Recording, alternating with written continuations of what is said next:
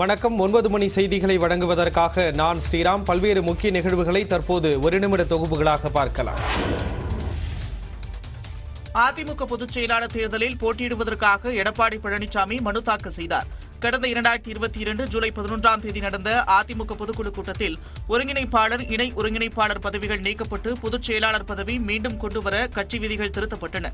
அப்போது இடைக்கால பொதுச் செயலாளராக எடப்பாடி பழனிசாமி நியமிக்கப்பட்டார்.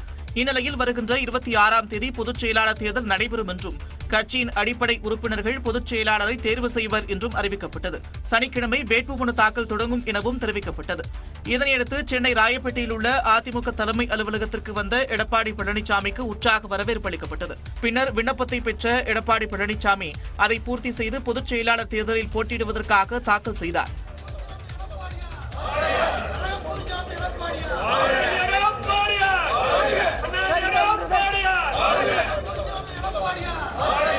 வரும் 26ஆம் தேதி வாக்குப்பதிவு நடைபெறும் எனவும் அறிவிக்கப்பட்டிருக்கும் நிலையில் பொதுச் செயலாளராக எடப்பாடி பழனிசாமி போட்டியின்றி தேர்வு செய்யப்பட இருப்பதாக கூறப்படுகிறது.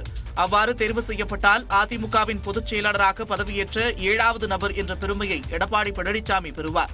இந்நிலையில் வேட்புமனு தாக்கலின் முதல் நாளில் 38 பேர் விருப்பமனு தாக்கல் செய்தனர். எடப்பாடி பழனிசாமியை தவிர்த்து மீதமுள்ள 37 பேரும் எடப்பாடி பழனிசாமி பெயரில் விருப்பமனு தாக்கல் செய்தனர். அதிமுக பொதுச் செயலாளர் தேர்தலுக்கு எதிர்ப்பு தெரிவித்து ஓபிஎஸ் அணியைச் சேர்ந்த வைத்திலிங்கம், மனோஜ் பாண்டியன் உள்ளிட்டோர் மனு தாக்கல் செய்துள்ள நிலையில் அவசர வழக்காக உயர்நீதிமன்றம் ஞாயிற்றுக்கிழமை விசாரிக்கிறது. அதிமுக பொதுச் செயலாளர் பதவிக்கான தேர்தல் மார்ச் 26ஆம் தேதி நடைபெறுகிறது. இந்த தேர்தலுக்கு எதிராக ஓபிஎஸ் தரப்பினர் சென்னை உயர்நீதிமன்றத்தில் மனு தாக்கல் செய்துள்ளனர். பொதுக்குழு தீர்மானங்களை எதிர்த்த வழக்கில் பதில் மனு தாக்கல் செய்ய அவகாசம் கோரிவிட்டு மாலையே சட்டவிரோதமாக பொதுச் செயலாளர் தேர்தல் அறிவிக்கப்பட்டுள்ளதாக மனுதாரர்கள் குற்றம் சாட்டியுள்ளனர். இது நீதிமன்ற கண்ணியத்திற்கு மரியாதையை ஏற்படுத்தும் செயல் என்றும் குறிப்பிட்டுள்ளனர். கட்சி விதிகளை திருத்த பொதுக்குழுவிற்கு அதிகாரம் இருந்தாலும் பொதுச் செயலாளர் தேர்தல் தொடர்பான விதிகளில் திருத்தம் செய்ய எந்த அதிகாரமும் இல்லை என்று தெரிவித்துள்ள மனுதாரர்கள், உறுப்பினர்களால் தேர்ந்தெடுக்கப்பட்ட ஒருங்கிணைப்பாளர் பதவிகள் 2026 வரை செல்லுபடியாகும் என குறிப்பிட்டுள்ளனர். இந்த மனுக்கள் நீதிபதி கே. குமரேஷ் பாபு முன்பு அவசர வழக்காக விசாரிக்கப்பட உள்ளது. இந்த பரபரப்பான சூழலில் சென்னை பசுமைவெளி சாலையில் உள்ள இல்லத்தில் எடப்பாடி பழனிசாமி கட்சியின் மூத்த நிர்வாகிகளுடன் ஆலோசனை நடத்தினார். பொதுச் செயலாளர் தேர்தலுக்கு தடை கோரி ஓபிஎஸ் தரப்பு உயர்நீதிமன்றத்தை நாடியிருக்கும் நிலையில் இந்த ஆலோசனை கூட்டம் நடைபெற்றது.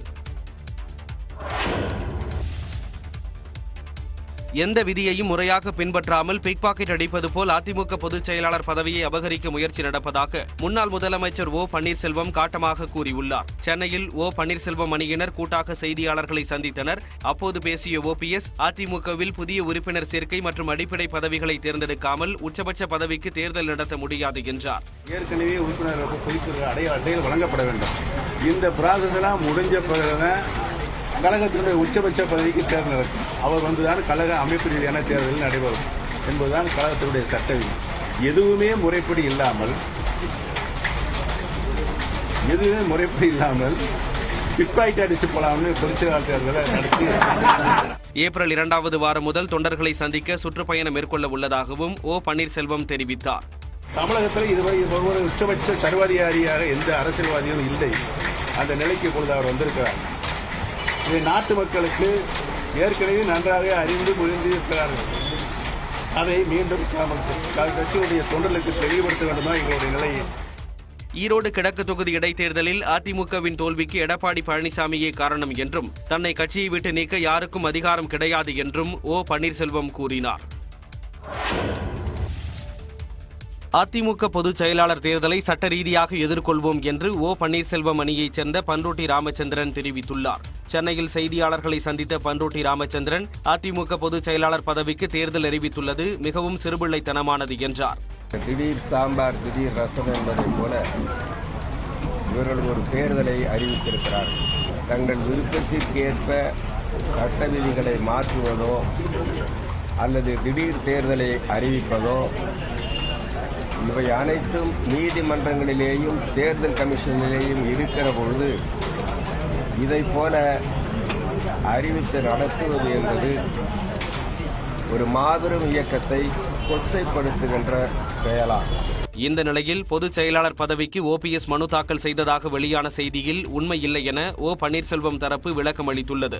இது தொடர்பான அறிக்கையில் கட்சி விதிகளுக்கு முரணாக அறிவிக்கப்பட்டுள்ள பொதுச் செயலாளர் தேர்தலை எதிர்த்த வழக்கு நாளை விசாரணைக்கு வரும் நிலையில் தொண்டர்களிடையே குழப்பத்தை ஏற்படுத்தும் வகையில் தவறான செய்தி பரப்பப்படுவதாக தெரிவிக்கப்பட்டுள்ளது. அதிமுக பொதுச் செயலாளர் தேர்தலை எதிர்த்து முன்னாள் முதலமைச்சர் ஓ பன்னீர்செல்வம் இந்திய தலைமை தேர்தல் ஆணையருக்கு கடிதம் எழுதியுள்ளார். அதிமுக பொதுச் செயலாளர் பதவிக்கான தேர்தல் வருகிற 26ஆம் தேதி நடைபெறவுள்ள நிலையில் அக்கட்சியின் இடைக்கால பொதுச் செயலாளர் எடப்பாடி பழனிசாமி வேட்புமனு தாக்கல் செய்தார். இந்த சூழலில் இந்திய தேர்தல் ஆணையத்திற்கு ஓ பன்னீர்செல்வம் எழுதியுள்ள கடிதத்தில் சட்டவிரோதமாக அதிமுக பொதுச் செயலாளர் பதவிக்கான தேர்தல் அறிவிக்கப்பட்டிருப்பதாக குறிப்பிட்டுள்ளார். தேர்தல் ஆணையத்தின் ஆவணங்களின்படி அதிமுக கட்சி விதிகள் தொடர்பாக ஒருங்கிணைப்பாளர் மற்றும் இணை ஒருங்கிணைப்பாளர் மட்டுமே முடிவு செய்வதற்கு அதிகாரம் இருப்பதாக சுட்டிக்காட்டியுள்ளார். அதிமுகவின் ஒருங்கிணைப்பாளரான தன்னுடைய ஒப்புதல் இல்லாமலேயே பொதுச் செயலாளர் பதவிக்கான தேர்தல் நடத்தப்படுவதாகவும் ஓபிஎஸ் கூறியுள்ளார். அதிமுக பொதுக்குழு தீர்மானங்கள் மீதான வழக்கு நிலுவையில் உள்ள நிலையில் பொதுச் செயலாளர் தேர்தல் நடத்தப்படுவது சட்டவிரோதம் என ஓபிஎஸ் சாடியுள்ளார். எனவே தேர்தல் ஆணையத்தின் ஆவணங்களில் அதிமுக பொதுச் செயலாளர் பதவி தொடர்பான எந்தவொரு திருத்தங்களையும் மேற்கொள்ள வேண்டாம் எனவும் இந்திய தலைமை தேர்தல் ஆணையத்திடம் ஓபிஎஸ் கேட்டுக் கொண்டுள்ளார். தமிழ்நாட்டில் அமையவுள்ள ஜவுளி பூங்காவை சிப்காட் நிறுவனத்தின் மூலம் செயல்படுத்த வேண்டும் என்று பிரதமர் நரேந்திர மோடிக்கு முதலமைச்சர் மு க ஸ்டாலின் கடிதம் எழுதியுள்ளார். விருதுநகர் மாவட்டம் குமாரலிங்கபுரத்தில் மித்ரா திட்டத்தின் கீழ் ஒருங்கிணைந்த ஜவுளி மண்டபம் மற்றும் ஆடை பூங்கா அமைக்கப்படும் என்று பிரதமர் மோடி அறிவிப்பு வெளியிட்டிருந்தார். பிரதமர் மோடியின் அறிவிப்புக்கு நன்றி தெரிவித்துள்ள முதலமைச்சர் மு க ஸ்டாலின் இதன் மூலம் தென் மாவட்டங்கள் பெரிதும் பயனடையும் என்றும் கூறியுள்ளார். மேலும் இந்த ஜவுளி பூங்கா அமையவுள்ள இடத்தில் 1052 ஏக்கர் நிலம் தமிழ்நாடு அரசின் சிப்காட் நிறுவனத்திடம் உள்ளதை சுட்டிக்காட்டியுள்ள முதலமைச்சர் ஜவுளி பூங்கா திட்டத்தை சிப்காட் மூலம் செயல்படுத்த வேண்டும் என கேட்டுக் கொண்டுள்ளார். தொழில் பூங்காக்களை மேம்படுத்தி செயல்படுத்துவதில் சிப்காட் நிறுவனம் சாதனை படைத்துள்ளதாகவும் ஜவுளி பூங்கா திட்டத்தை சிப்காட் வசம் வழங்கினால் அதன் நோக்கங்கள் வெற்றியடையும் எனவும் பிரதமர் மோடி மற்றும் மத்திய தொழில்துறை அமைச்சர் பியூஷ் கோயலுக்கு எழுதியுள்ள கடிதத்தில் முதலமைச்சர் மு க ஸ்டாலின் குறிப்பிட்டுள்ளார். அதிமுகவுடன் கூட்டணி வைத்தால் பாஜக மாநில தலைவர் பொறுப்பில் இருந்து விலகுவேன் என்று அண்ணாமலை பேசியதாக தகவல் வெளியான நிலையில் இது தொடர்பாக கதை திரைக்கதை வசனம் நடைபெற்று வருவதாக பாஜக மாநில துணைத் தலைவர் நாராயணன் திருப்பதி கூறியுள்ளார். சென்னை அமைந்த கரையில் உள்ள தனியார் மண்டபத்தில் பாஜக மாநில நிர்வாகிகளின் ஆலோசனை கூட்டம் நடைபெற்றது. இதில் நாடாளுமன்ற தேர்தலில் அதிமுகவுடன் பாஜகவின் கூட்டணி தொடர்ந்தால் தனது தலைவர் பதவியை ராஜினாமா செய்வேன் என அண்ணாமலை பேசியதாக தகவல் வெளியானது. இதுகுறித்து விளக்கம் அளித்துள்ள பாஜக மாநில துணைத் தலைவர் நாராயணன் திருப்பதி உட்கட்சி பேச்சுவார்த்தையில் நடந்தது தொடர்பாக தேவையற்ற விவாதம் நடைபெறுவதாக கூறினார். எங்களுடைய மாநில நிர்வாகிகள் கூட்டம், அதில் நாங்கள் என்ன ஆலோசனை செய்தோம், அதில் என்ன முடிவுகள் எடுத்தோம் என்பது எங்கள் கட்சியினுடைய உட்கட்சி விவகாரம். இது குறித்து எங்களுக்கு எது தேவை அதை நாங்கள் சொல்ல முடியும். அதை நாங்கள் கண்டிப்பாக நேரம் வரும்போது சொல்லுவோம். இதனிடையே கூட்டணி குறித்து அண்ணாமலை தெரிவித்திருப்பது அவரது சொந்த கருத்து என்று பாஜக சட்டமன்ற குழு தலைவர் நயினார் நாகேந்திரன் தெரிவித்தார். எங்களை பொறுத்த மட்டிலும் ஒரு பாரதிய ஜனதா கட்சி நிர்வாகி என்கிற முறையில் அகில இந்திய தலைமை என்ன சொல்லுகிறதோ அதுதான் எங்களுடைய இறுதி முடிவாக இருக்கும். அது அவருடைய தனிப்பட்ட கருத்தாக இருக்கும். அதிமுக பாஜக இடையே உரசலை அதிகரிக்கும் வகையில் பாஜகவின் விளையாட்டு பிரிவு தலைவர் அமர் பிரசாத் ரெட்டி ட்விட்டரில் கருத்து ஒன்றை வெளியிட்டுள்ளார். அதில் திராவிடம் இல்லாத தமிழகம், ஊழல் இல்லாத தமிழகம், அதுவே தங்கள் உயிர் மூச்சு என்பதே அண்ணாமலையின் தீர்க்கமான முடிவு என்றும் பதிவிட்டுள்ளார். அதிமுக ஒருங்கிணைப்பாளர் மற்றும் இணை ஒருங்கிணைப்பாளர் தேர்தலின் போது பின்பற்றப்பட்ட விதிகளே பொதுச் செயலாளர் தேர்தலுக்கும் பின்பற்றப்படுவதாக முன்னாள் அமைச்சர் ஜெயக்குமார் தெரிவித்துள்ளார். சென்னை ராயப்பேட்டையில் உள்ள அதிமுக தலைமை அலுவலகத்திற்கு போலீஸ் பாதுகாப்பு வழங்க கோரி வேப்பேரியில் உள்ள காவல் ஆணையர் அலுவலகத்தில் முன்னாள் அமைச்சர் ஜெயக்குமார் மனு அளித்தார். இதனைத் தொடர்ந்து செய்தியாளர்களிடம் பேசிய அவர் அதிமுக தலைமை அலுவலகத்திற்கு ஓ பன்னீர்செல்வத்தின் ஆதரவாளர்கள் வருவதாக தகவல் கிடைத்ததன் அடிப்படையில் பாதுகாப்பு கோரி காவல் ஆணையரிடம் மனு அளித்ததாக கூறினார். என்ன வழிமுறைகள், ஒருங்கிணைப்பாளர் இணை ஒருங்கிணைப்பாளர் அந்த தேர்தல் நடந்தது இல்லையா, அதே வழிமுறை தானே இன்றைக்கி நம்ம பின்பற்றியிருக்கோம். அதே வழி தானே, எந்த ஒரு டீவியேஷன் அதில் இல்லையே. அதனால் அவங்க கோர்ட்டில் போயிருக்காங்க, நாங்கள் கோர்ட்டில் ஃபேஸ் பண்ணிக்கலாம். மேலும் ஓபிஎஸ் ஆதரவாளர்கள் சட்டத்தை மீற வேண்டும் என்ற எண்ணத்துடன் செயல்பட்டு வருவதாகவும் அதற்கு ஆளும் கட்சியினர் உடந்தையாக இருப்பதாகவும் முன்னாள் அமைச்சர் ஜெயக்குமார் குற்றம் சாட்டினார். தமிழ்நாட்டில் பீகார் தொழிலாளர்கள் தாக்கப்படுவதாக வதந்தி பரப்பிய யூடியூபர் கைது செய்யப்பட்டுள்ளார். தமிழ்நாட்டில் பீகார் தொழிலாளர்கள் தாக்கப்படுவது போன்ற ஒரு வீடியோ வெளியான நிலையில் காவல்துறையினர் விசாரணையை தீவிரப்படுத்தினர். அதில் வீடியோவை பீகாரில் உருவாக்கி பரப்பியவர் அந்த மாநிலத்தைச் சேர்ந்த யூடியூபர் மணிஷ் காஷ்யப் என தெரிய வந்த நிலையில் அவரது 4 வங்கிக் கணக்குகளை பொருளாதார குற்றப்பிரிவு காவல்துறையினர் முடக்கினர். இந்நிலையில் தலைமறைவாக இருந்த மணிஷ் காஷ்யப் பீகார் மாநிலம் பேட்டையா மாவட்டத்தில் உள்ள ஜெகதீஷ்பூர் காவல் நிலையத்தில் சரணடைந்தார். அவரை கைது செய்த போலீசார் எவரேனும் பணம் வழங்கி வீடியோ எடுத்து இதுபோன்ற வதந்தி பரப்ப உடந்தையாக இருந்தார்களா என விசாரணை மேற்கொண்டு வருகின்றனர். கைது செய்யப்பட்ட மணிஷ் காஷ்யப்பை தமிழகம் அழைத்து வந்து விசாரணை நடத்தவும் தமிழக போலீசார் தீவிர நடவடிக்கை மேற்கொண்டுள்ளனர். மேலும் பல்வேறு செய்திகளை பார்க்கலாம் சிறிய இடைவேளைக்கு பிறகு.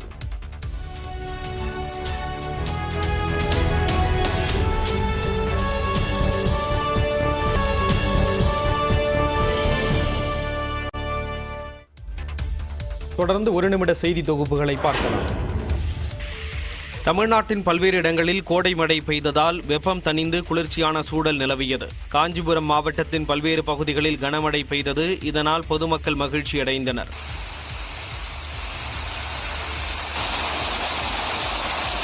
தஞ்சை மாவட்டத்தில் கடந்த சில நாட்களாக கடுமையான வெயில் வாட்டி வந்த நிலையில் தஞ்சை, ஒரத்தநாடு, பட்டுக்கோட்டை உள்ளிட்ட இடங்களில் பரவலாக மழை பெய்தது. தஞ்சை மாவட்டத்தில் பல்வேறு இடங்களில் திடீரென மழை பெய்ததால் வெப்பம் தணிந்தது. புதுச்சேரி மாநிலம் ஏனாம் பகுதியில் 2 மணி நேரத்திற்கு மேலாக பெய்த மழையால் சாலைகளில் தண்ணீர் பெருக்கெடுத்து ஓடியது.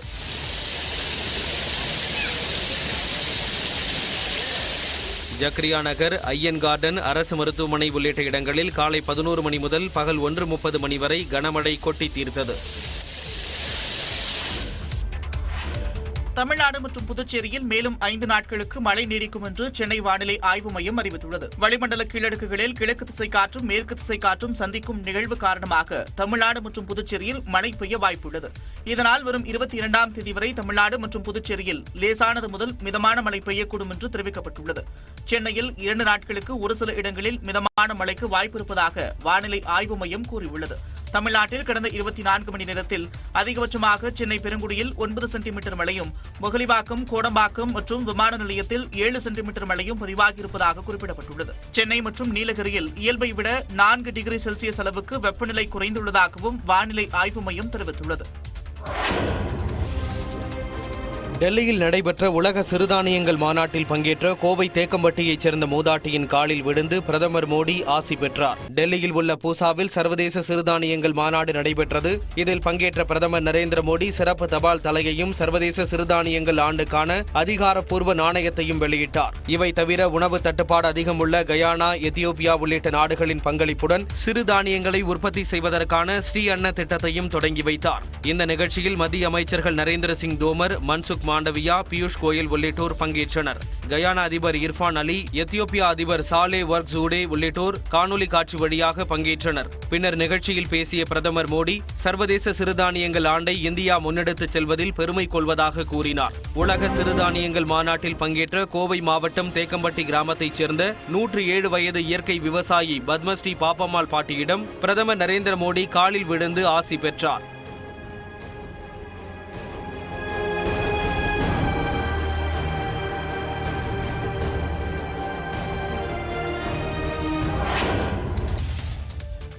சென்னையில் நடைபெறவுள்ள இந்தியா, ஆஸ்திரேலியா இடையிலான 3வது ஒருநாள் கிரிக்கெட் போட்டிக்கான டிக்கெட்டுகள் அனைத்தும் விற்று தீர்ந்தன. சென்னை சேப்பாக்கம் எம்.ஏ. சிதம்பரம் மைதானத்தில் இந்தியா, ஆஸ்திரேலியா இடையிலான 3வது மற்றும் கடைசி ஒருநாள் போட்டி வரும் 22ஆம் தேதி நடைபெறவுள்ளது. இதனையொட்டி கடந்த 13ஆம் தேதி ஆன்லைனில் டிக்கெட் விற்பனை தொடங்கிய நிலையில் சுமார் 30,000 டிக்கெட்டுகள் விற்பனையாகின. இதனைத் தொடர்ந்து சி, டி மற்றும் இ ஆகிய கேலரிகளுக்கான நேரடி டிக்கெட் விற்பனை நடைபெற்றது. இதற்காக அதிகாலை முதலே குவிந்த ரசிகர்கள் நீண்ட வரிசையில் காத்திருந்தனர். ஆனா இவ்வளவு பெரிய கியூ இருக்கு. ஆனா லேடிஸ்க்குன்னு செப்பரேட்டா கியூ இல்ல. ஒரு லேடிஸும் இல்ல, இங்க நான் மட்டும் தான் இருக்கேன். ஏன் லேடிஸ்லாம் கிரிக்கெட் பார்க்க கூடாதுங்களா?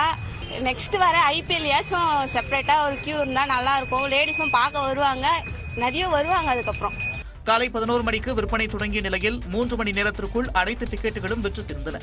1200 ரூபாயிலிருந்து 10,000 ரூபாய் வரை விலை நிர்ணயம் செய்யப்பட்டிருந்த நிலையில் மொத்தம் 36,000 டிக்கெட்டுகள் விற்பனை செய்யப்பட்டுள்ளன. அண்மை செய்திகளுக்கு இணைந்திருங்கள். இது நியூஸ் 18 தமிழ்நாடு.